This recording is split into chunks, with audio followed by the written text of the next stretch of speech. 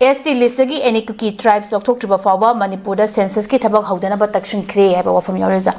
मजा मतांग सा कोई लाक्चनीबा वाफम दे कोई मणिपुरदा हौजे हौजे सेंसस पांगथोकपसि मतांग चादे कोई येलहौमी सिंगदा चाउना सिंगनबा ओरकदौरी हाइबा वाफम सिनियोजा सय मतांग जोजा कमाइना वाफम थमिनियो जा जम सुमी कोई सही तरह की को ओय बिकोक तो सेंसस सर्विस तो तौतबा यादबनी सगु थोरांगे थाव पुनबक बजेट सेमदोर मे पुनबक से मिकोक तक के येगा लो सेमदोरिबनी अरे भोट तौरे अखोई मिकोक तिरगा दुरो लो तौरबने बा अदुना सेंसस सर्विस याम सियांगना ग्रासरूटगी अखोई तौबो ताई सिगी मनुंगसिदा अखोई मणिपुर यामना कंफ्लिक्ट ओरेबा यामना तौरि करिनो ना हाइबा मणिपुर से अखोई इलीगल इमिग्रेंट मयामना कांग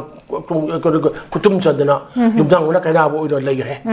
अदुना अखोई हाबदे मणिपुर ओरे फे मसिदगी मयामार के जुंगो नबनी बांग्लादेश के जुंगो नबनी बॉर्डर फेंसिंग खादबनी अदु अनवांटेड गेस्ट मयामा हाइजलगा चंगरगा ना कोई मणिपुर के सिंगी लमदि खुंदा लेता इलेक्शन खेबदगी इलेक्टोरल रोड जॉक्सन गेबा सेंसस जॉक्सन गेबा सेंसस तबो तमसु चुमना तौहिदबा सिन पुनमक सिगी अखोई अवाबसे अखोई हुजिक थेंगदना लेइरबनेबा अदुना मरिबाक की असेंग नेचुरल पेपर नत्रगदी मरिबाक नुसीदे मरिबाक कंजी हेबते मोदी याउदे मरिबाक थुगान मोइनो होदरई अदर असेंग इरेबाक तुना मरिबाक नुसीगदबने अदर हुजिक सेंसस सिदा मतंग हुजिक पंजनी बदी हुजिक एनी कुकी ट्राइब जु लाक्जगे को अदुना दुर हुजिक मयामना हाइनेरिसिदी सेंसस तौगी ममांगदा अखोगी भारत लंगांगना अखोई NRC को कुंबा मसे फतना हाना तौबिरकांदा तौबिरो अदुगी मतुंगदा अखोई इलीगल मैम जो खदुक पिरकांदा अखोई बिकोक थिबो ओरगदी यामना सियंगबा भारत कनबा मणिपुर कनबा लो कनबा थबक सो फबो ओइनेना हाइबनेबा मसे मणिपुर के सेसो खुदिंग मयाम अते पुरम लाउदो लेबो ngaktaneबा अदु मसी बाउदी मसी तौबिने हेबगी अचुमगी कोराउजे ने चुमी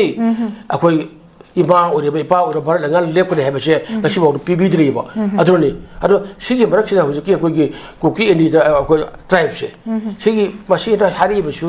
यि अचुमबा वफम हमने हाजि तुजुरो अखोगी अथ्री दा अखोगी कनो सेटन ट्राइब की लिस्ट दा अखोई एनी कुकी ट्राइब से हाफिन खिबिनी मसीगी मखादगी आइनना यादबा अखोगी इलीगल इमिग्रेंट मैम चंसुलक्तुना अखोगी कॉन्स्टिट्यूशन पीब ST की खुदों चाबसे लौदन लेखरे हैबसे मयाम पदना हाई रबनेबो बजे अदुगी मतुंगदगी एनी कुकी अखोगी ट्राइब की हाफिन बगी मतुंग फेदा चाथिगी बागी 20 की अखोगी 11 दगी सेंसस ता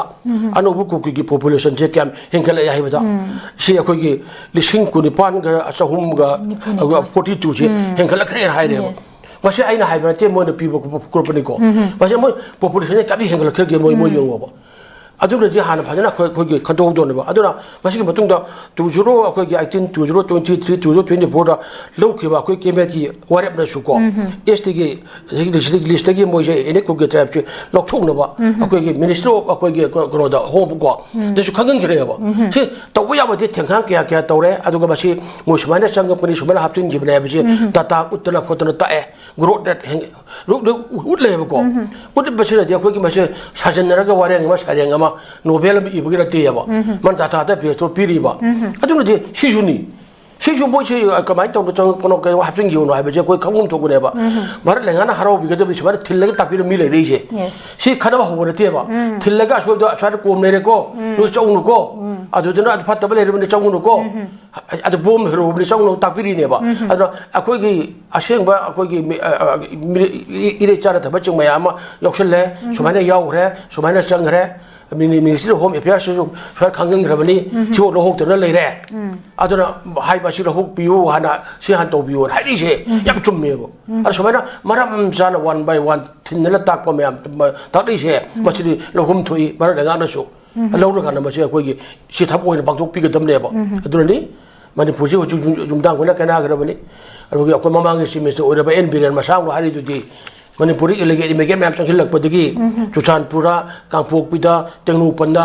अखोई ममामना चाही मचा 10 कुन पोपी फिल्म लाकपदगी लोरे जुम हेगतखिबदगी तौरे सि तौरे मोइना वाइरबनेबा सी मोइ लंगा सासन Panba सिमिस उरबयिन high high वफम ममनेबा Moina high वफम से इंडिया गवर्नमेंट जे को तफम थुएबा सिमिनिस्टर म ओरमबा अदु हाइ को बजेजु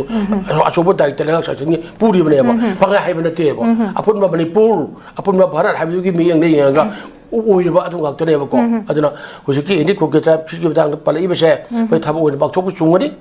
아주가 뭐죠 아거기 미국 티데기 만웅자 아거기 지금 과거는 51다 거기 그는 오행게dem니 하이나 비시야 오행게dem니 하이나 마탐 아무다 임수가 이내기브네미 임수가 이내기 봐도기 와도 마탐도 그래가 또 자기네 봐 아주 그직 보도 타보 독대 봐 아들 임수는 그 즉 사오들 떠오르 그 야래 보지 아직 51도 비시야 오행게dem니 하이나 아주 보라는 수기 마땅데 아주 하루 그러네 봐 아주 같이 봐 오래 타보고 독도 봐 봐세 마시 사트는 하루 증명이 다비드 봐 미야 뭐 다비드 봐 뭐 오이리 봐 아들이 머니푸르 바라 나가리 지금 까리노 아쿠이 마시 이제 해 포모한 장선 내려간다 간다 할라체 내려가 뿌띠 두글라가 거기 사쿠트다나 아쿠 누빠가 날라 띵 더우도 아두 거네 더마게 하비 칼라브라 하이바마 파홀레 하자버니고 더위 하비는 되고 더웅지나 아두나니 아두나 시기 이니 국게 타이고 라고 거접네 장기 라이브 공정거세 지우리바 따타메 우리마 아주 어르기데 아춤마네 칼리 아춤마지 어르기데 마세 타보 박톡 비로 고레비 하이바 차이 머리 내나 봐 층이 탐적이